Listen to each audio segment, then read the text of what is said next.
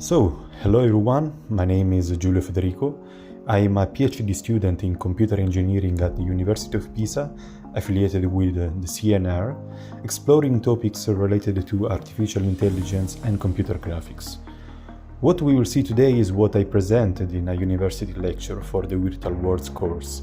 Specifically, we'll be looking at two very popular technologies in the field of AI and computer graphics, NeRF and Gaussian Splatting.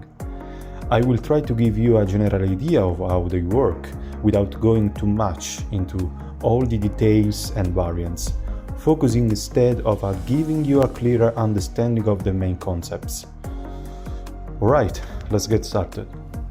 Regardless of whether we are talking about NeRF or Gaussian Splatting, the goal is the same. Let's imagine we are taking photos of something in our world. We may not have the opportunity, the time, or even the resources to capture every possible angle.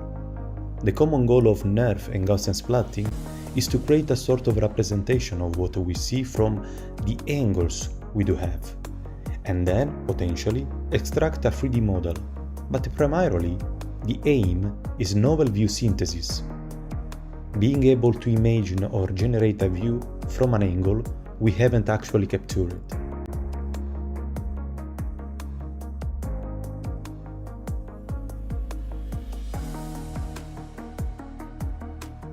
Okay, let's start with NeRF.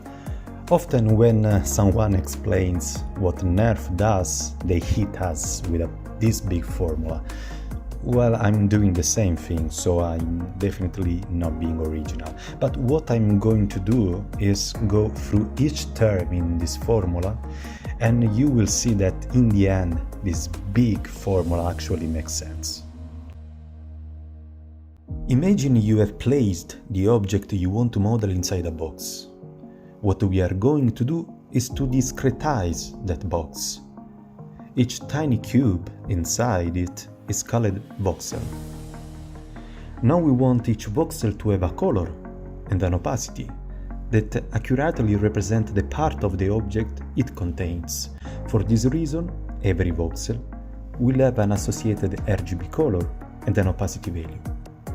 Of course, at the beginning, these values are random, but during training we want them to gradually adjust so that they reflect the actual color and opacity of the region each voxel represents. But how can individual voxels know what color and opacity they should take on? We will use the captured views as our guide. Each view is associated with a camera in the scene, and from the camera's origin, we can cast rays through every pixel of the captured image. Each ray can be described by a simple equation that involves its origin, its direction, and a parameter t, which tells us exactly which point along the ray we are considering. And here's the key point. That equation is actually one of the components we see in the big formula. So you can already see that the formula is computing something related to the ray itself, meaning we will need to apply it to every single ray. Now we want to find the points where the ray intersects the box, because within that interval is where we are going to sample points along the ray. We will call the distance between one sample and the next as delta. Usually delta is not fixed. It's chosen using a technique called importance sampling. The idea is that it's more important to sample where the density is higher, because that's where we will find meaningful information for rendering. Simply put, if a region is empty, there is no point at all in sampling it. Of course, at the beginning, every region needs to be sampled, but as training progresses and the voxels start learning to represent the correct densities, sampling becomes more focused on the relevant areas.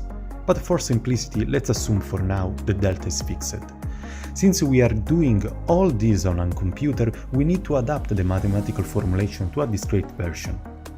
However, while this formulation is correct, it has little physical interpretability and low numerical accuracy unless delta is very close to zero. That's why we usually use a slightly different formulation. Alright, now let's focus only on the voxels that contain at least one sample taken along the ray. Remember, At the beginning, each voxel has a random color and a random density. In this example, there are 7 voxels involved, so the formula simplifies to a sum of just 7 contributions, one from each voxel. Each contribution takes into account the delta distance and the voxel's color. But here's an important detail. In the formula, the color does not just depend on the point T along the ray. It also depends on the viewing direction. As you can see in the example on the right, the same voxel can appear with different colors depending on the direction from which is viewed. This means that the voxel must learn not only what its color should be, but also how the color changes with direction. Finally, we have a term that accounts for the density of the current voxel, and another that accounts for the densities of all the previous voxels along the ray. This last term is called transmittance. To get an idea of what transmittance means, let's first explain the physical concept behind it. Imagine you have 3 regions, or 3 voxels, each with a density equal to 0. Now, some information, let's say light, travels from the left and passes through these 3 regions. Because their density is 0, the information comes out unchanged, since it doesn't lose any energy along the way. But if one of those regions has a density greater than 0, then part of that information or energy gets absorbed. More precisely, if a ray passes through an object, like this boat here, and travels a distance d through a region with a density sigma, the resulting transmitted information is described by the Lambert-Beer law. This law tells us that the outgoing information depends not only on the density of the material it travels through, but also on the distance it travels. And this is exactly the concept captured in our formula. In our case, we interpret it a bit differently. The information reaching us is the color coming from each voxel. But that color, the energy, must pass through several other voxels before it reaches our eyes. So if the first voxel has a high density, it will absorb most of the light coming from the others, and therefore will contribute the most to the final color we see. That's why each transmittance acts as a kind of weight, determining how much of each voxel's contribution actually reaches us. So, if we collect all the colors coming from each voxel and we weight them based on how far they have to travel to reach the camera, and therefore how much energy they lose along the way, we get the final color predicted by the model. To guide the model in producing the correct color and density for each voxel, we simply compare this predicted color with the real color of the corresponding pixel in the captured view. Once the model has been trained, each voxel will have its own density and its own color, which also depend on the viewing direction. At that point, we can take a new viewpoint, one that was never captured before, and ask the model to imagine what it would look like. And that's really the main goal of the models like this, to render views that we never actually seen before. Okay, at this point you're probably thinking you didn't understand anything. Weren't we already talking about NeRF? Well, actually no. But don't worry, what you have just seen is crucial to really understand what NeRF is about.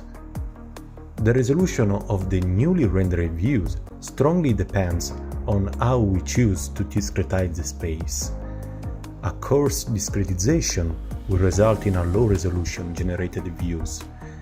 To achieve higher quality results, we will need to increase the voxel resolution, but doing so has a huge impact on both memory consumption and the speed of training and inference. And this is where NeRF comes into play. Instead of assigning a color and a density to each voxel and optimizing them directly, why not let a neural network to predict the color and the density of an hypothetical voxel? So NeRF is basically a neural network that, given the ray direction and a voxel we want to query, predicts these two values, the color and the density. Keep in mind, nothing else you have seen changes. The formula for computing the final color along array stays exactly the same. The only difference is that instead of asking each voxel for its current color and density, we now ask NeRF itself to predict the color and the density of the voxel. The underlying neural network is simply two-branch MLP.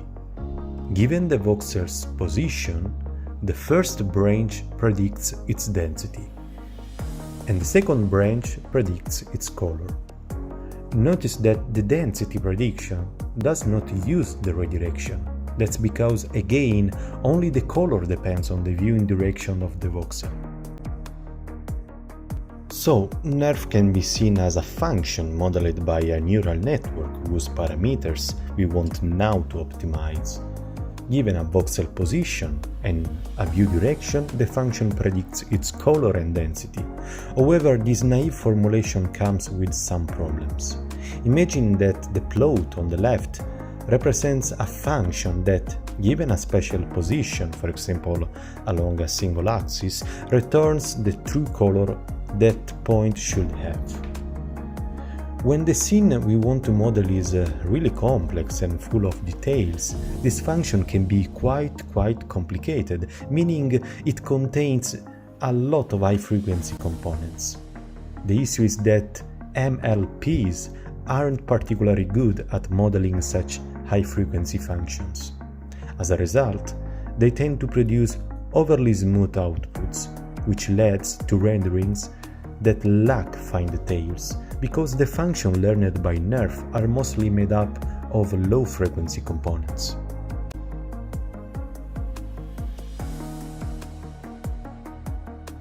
But with a simple trick, we can actually solve this problem.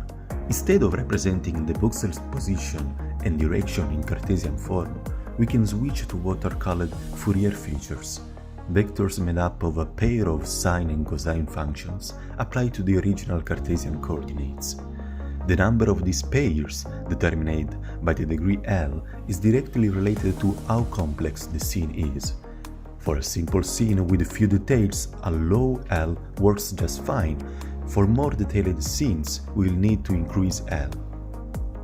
As you can see in this example, using Fourier features, shown in the second row, allows the model to capture more fine details compared to the Cartesian representation. And this improvement is not limited to the classic inverse rendering use case of NeRF. It also applies to other tasks where NeRF is used differently. For example, to predict the occupancy of a mesh, meaning that given a point in a space, NeRF doesn't predict color or density, but rather a binary value indicating whether the mesh exists at that point or not. Or even for single image fitting, where given just a pixel, the model simply predicts its color. Even though NeRF is mainly used for novel view synthesis, it can theoretically also be used to extract a mesh once the scene has been properly fitted. Just to give you an idea, don't take this as the correct way to do it. Here's the basic idea. First, we decide on the resolution, which is closely tied to how NeRF was trained. Then, for every possible voxel, we use NeRF to predict its density. Notice that in this step we can ignore the viewing direction, since we only use the first branch of the MLP, that one that doesn't depend on the direction. Once we have obtained this density field, we can apply an algorithm called merging cubes to extract the mesh. This mesh will be made up of many triangles, and each triangle will have its own normal, a vector that is perpendicular to the triangle's two faces. To color each triangle, we can take advantage of this normal, since it gives us a direction that NeRF can use to predict the color. But what I have just explained is really just an idea. In practice, the meshes extracted using NeRF, even with the current state-of-the-art methods, are not particularly good. They tend to be noisy and not very useful from a practical standpoint. And this is where NEOS comes in. Today, if you want to extract a 3D model from captured views, NEOS is the go-to approach, while NeRF is mostly used for novel view synthesis. NEOS is almost identical to NeRF, but it changes the way we interpret the object we are trying to model. In computer graphics, there is a well-known concept called Signal Distance Function, or SDF. To give you an intuition, if we focus on the surface of an object and for every point in the space we compute its distance from that surface, that's the SDF. By convention, if a point is inside the surface, the distance is negative.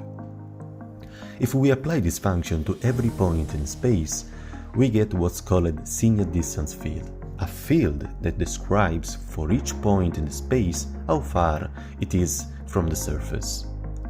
This simple change of paradigm means that instead of predicting the density of a point in the space, like NeRF does, NEOS predicts its SDF. And that's essentially what NEOS is. As you can see from these examples, this approach allows you to extract meshes that are less noisy, smoother and richer in detail. The philosophy of NeRF, as we have discussed so far, is mostly a proof of concept. Training a NeRF model on a single scene, even a relatively simple one, can take minutes, hours or even days. That's why a much faster and more efficient variant was developed, known as Instant Neural Graphics Primitives, or INGP. To understand the main idea, let's look at it in 2D, though you can easily extend it to 3D. The core concept behind INGP is to rely on multi-resolution encoding. We start by creating a 2.2 grid over the image we want to fit. The first level of the grid, the 0 level, has 9 vertices, and to each of vertex we assign a vector. This vector is a learnable parameter that will be updated during training, and we store all of these vectors in a table. Next, we subdivide the space again, this time using a slightly higher resolution grid. And once more, we store a learnable vector for each vertex in another table. We keep doing this up to a certain level L, for instance L equal to 6 is often enough in practice. Now we want to predict the color and in the 4D case also the density for a given point, say this green point. We don't feed the NeRF its raw spatial coordinates or viewing direction anymore. Instead, we do something that fundamentally changes the way NeRF works. That's because with this approach we only need a much smaller MLP to reach the goal. For each grid in the multi-resolution hierarchy, we find the 4 vertices of the cell that contains our point, and we retrieve their associated vectors. We then perform a weighted interpolation based on the distance, meaning that the closer a vertex is to the point, the more it contributes. After that, we concatenate the interpolated features from all grid levels into a final vector, and that is what we feed into NeRF to predict color, and in 3D, the density as usual. This approach dramatically speeds up training while preserving quality. Just a quick note for clarity, I've talked about tables, but in practice we use hash tables for efficient storage and indexing. As you can see from these examples, INGP achieves the desired results across different tasks in just a few seconds. Alright, we have reached the last topic of this lecture. We are now going to explain what Gaussian splatting is and look at the mathematics behind this algorithm, one that achieves real-time performance even on very complex scenes. Let's imagine we want to model this scene. Gaussian splatting starts with a point cloud, which it can really have any shape, for instance a sphere. However, to ensure fast convergence, it's common to initialize the point cloud using the one derived directly from the model itself. obtained with methods that, given the captured views, predict the depth for each view. The core idea of Gaussian splatting is to associate a Gaussian with each point in the point cloud and then optimize those Gaussian. Each Gaussian is defined by its center, its scale along each axis, which tell us how wide or fat it is along the direction, a rotation, and both a color and an opacity. Each three-dimensional Gaussian has its own mathematical expression that, given its center and the covariance matrix, allow us to evaluate it at any point we want in the space. This Gaussian exists in what we call world space, that is a coordinate system where everything is expressed relative to the world itself. However, when we want to understand how that Gaussian appears from a particular viewpoint, we need to transform its coordinates into the reference frame of the camera. Each camera has its own rotation matrix and translation vector, which define how objects in world space should be rotated and translated to be represented correctly in the camera's coordinate system. Therefore, the mathematical expression of the Gaussian changes slightly. Both its center and its covariance matrix are updated according to the new coordinate system using these two simple equations.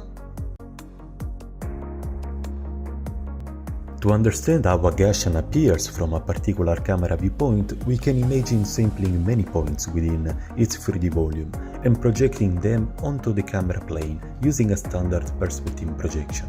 In this example, we are ignoring things like focal length or lens distortion. This is just to give you an intuition of the idea. However, such a perspective projection does not produce a perfect 2D Gaussian. Instead, the projected shape can look distorted, sometimes like an egg or even a banana. But for our purposes, we need the projected or splatted Gaussian to remain a proper 2D Gaussian, since we want to describe it using a closed-form mathematical expression that's easy to work with. To achieve this, if we denote the projection function by m, we can take its first-order Taylor expansion around the 3D Gaussian center. This gives us an important matrix, the Jacobian one, which allows us not only to approximate the perspective projection locally, but also to derive the 2D projected Gaussian in a closed form directly from the original 3D one. So, if we want to know the color of the pixel on which a Gaussian has been splatted, we simply assign it a color of the Gaussian, weighted by its opacity and further weighted by the value of the 2D Gaussian at the specific pixel location. Of course, a single pixel is usually affected by multiple Gaussians projected from the 3D world. Therefore, the final pixel color is obtained as a weighted sum of all those Gaussian contributions. Once the predicted color is assigned, we can compare it to the ground truth color from the captured image. By minimizing this error, each 3D Gaussian will adjust its parameter. It will translate, rotate, rescale, and update its color and opacity, gradually improving the reconstruction.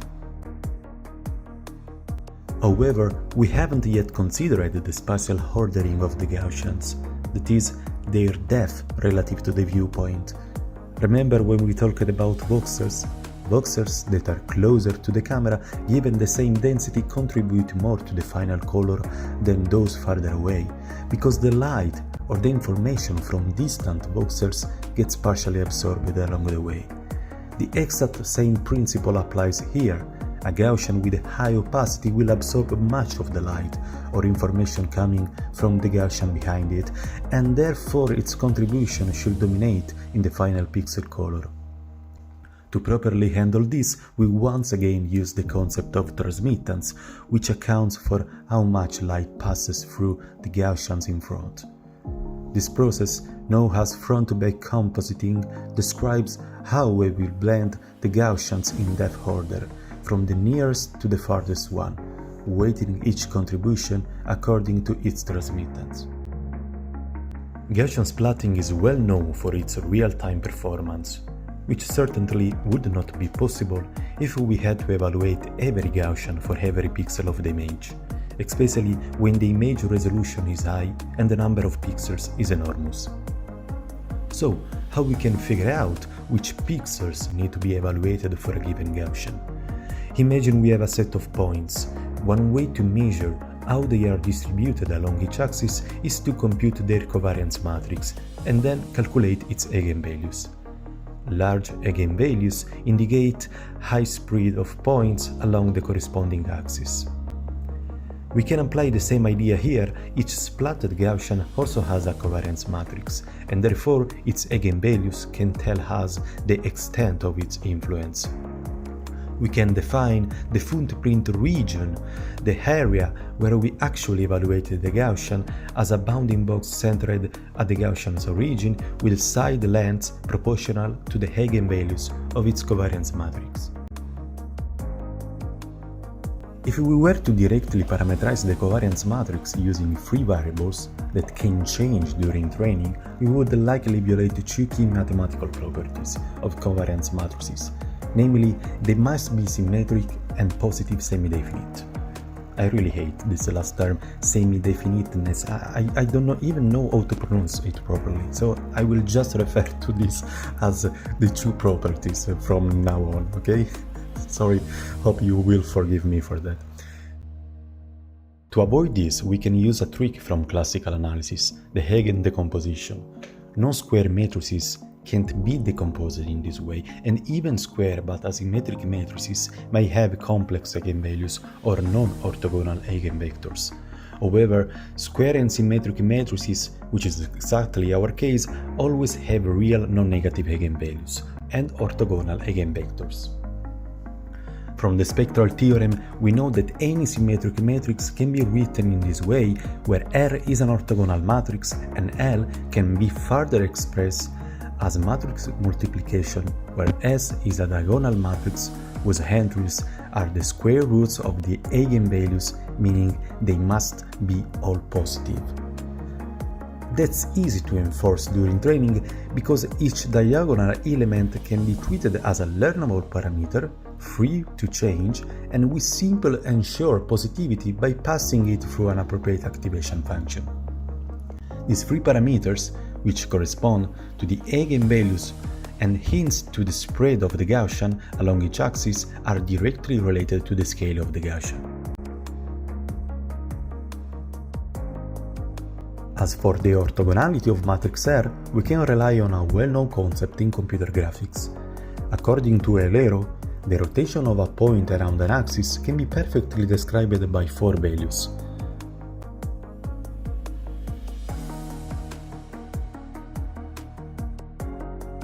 A quaternion, on the other hand, is nothing more than an expression of this kind. It has a real part and a complex part, and it also can be uniquely described by these four coefficients. There is a close relationship between the Eulero representation of the quaternion 1, meaning that each coefficient of the quaternion can be computed starting from the Eulero values. However, while the rotation of a point is quite intuitive in the Eulero representation, it is not as straightforward with quaternions. Nevertheless, each quaternion can be associated with a rotation matrix that physically expresses the rotation of a point, or in this case, of the Gaussian itself. So by using four learnable parameters for rotation and three for scale, we can construct a covariance matrix that exactly satisfies the famous two properties. We have finally reached the end of our journey, and of course we can't wrap things up without talking about how the color of each Gaussian is encoded. Just like in NeRF, the color of a Gaussian should depend on the view direction, or more precisely, on the camera onto whose image plane it's being splatted. There is a really cool way to handle this using spherical harmonics. To understand what they are, let's start from a simple function we all know, one that given an x predicts its corresponding y. Now, a function is said to be defined on a circle if it takes as an input coordinates that lie only on the circumference of that circle. Generalizing this idea, a function is said to be defined on a sphere if it's evaluated only at points on the surface of a sphere. Well, that's exactly what the spherical harmonic functions are. Functions defined on a sphere. They have a specific mathematical formulation involving two summations over a set of coefficients that we will optimize, and over a set of fixed terms called harmonic coefficients, which depends on the direction at which the function is evaluated. The value of L we choose plays a role similar to what we saw earlier with Fourier features. A higher value of L allows the function to represent greater direction variation and finer detail. In the official implementation, the author used a degree of L equal to 4. In the formula below, I have expressed the Cartesian coordinates in their spherical form.